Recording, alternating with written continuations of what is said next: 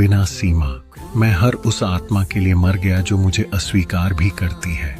जब मैंने क्रूस पर कहा, पिता इन्हें क्षमा कर, क्योंकि ये नहीं जानते कि ये क्या कर रहे हैं, उस क्षण मैंने तुम्हारे लिए क्षमा का द्वार खोल दिया, और वह द्वार आज भी खुला है। जो भी मेरे नाम को पुकारता है वह उद्धार पाएगा। आज मैं तुम्हें बुला रहा हूं, केवल सुनने के लिए नहीं, बदलने के लिए। तुम सोचते हो कि विश्वास केवल शब्दों में है, पर विश्वास तो कर्मों से प्रकट होता है। जब तुम किसी भूखे को भोजन देते हो, जब तुम किसी अकेले को सांत्वना देते हो, जब तुम किसी शत्रु को क्षमा करते हो, तब तुम मुझे अपने जीवन में प्रकट करते हो। मैं तुम्हारे चर्च की दीवारों में नहीं, तुम्हारे हृदय में निवास करना चाहता हूं। मेरे लिए कोई बड़ा मंदिर मत बनाओ, बल्कि अपने भीतर का मंदिर निर्मल बनाओ। वहां मैं रहूंगा, वहां मैं बोलूंगा, और वहां तुम मेरा प्रेम अनुभव करोगे। तुम पूछते हो, प्रभु हम आपकी आवाज कैसे सुने? मैं कहता हूं, जब तुम अपने मन को शांत करते हो, तब मेरी आवाज स्पष्ट सुनाई देती है। वह बिजली की गर्जना नहीं है, वह प्रेम की धीमी फुसफुसाहट है।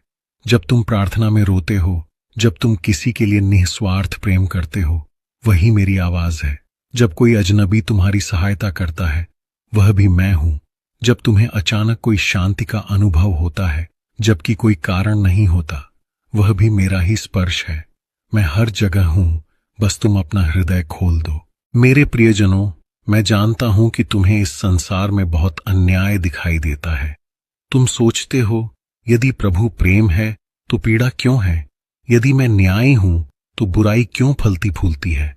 पर मैं कहता हूं, यह संसार परीक्षा का स्थान है, न कि पूर्णता का। यहां आत्मा का निर्माण होता है। जिस प्रकार सोने को आग में तपाया जाता है, उसी प्रकार तुम्हारे विश्वास को जीवन की कठिनाइयों में तपाया जाता है। जो विश्वास कठिनाई में भी अडिग रहता है, वही सच्चा विश्वास है। और जो प्रेम पीड़ा में भी नहीं टूटता, वही दिव्य प्रेम है। इसलिए जब तुम दुख में हो, तो ये मत सोचो कि मैं दूर हूं। मैं तुम्हारे सबसे पास हूं।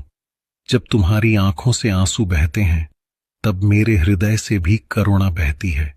जब तुम्हें लगता है कि सब कुछ समाप्त हो गया है, उसी क्षण मैं तुम्हारे भीतर एक नई शुरुआत बो रहा होता हूं। मेरे बच्चे, तुम जो कुछ भी झेलते हो, वह व्यर्थ नहीं जाता। हर पीड़ा तुम्हारे भीतर एक गहराई बनाती है, जिसमें मेरा प्रेम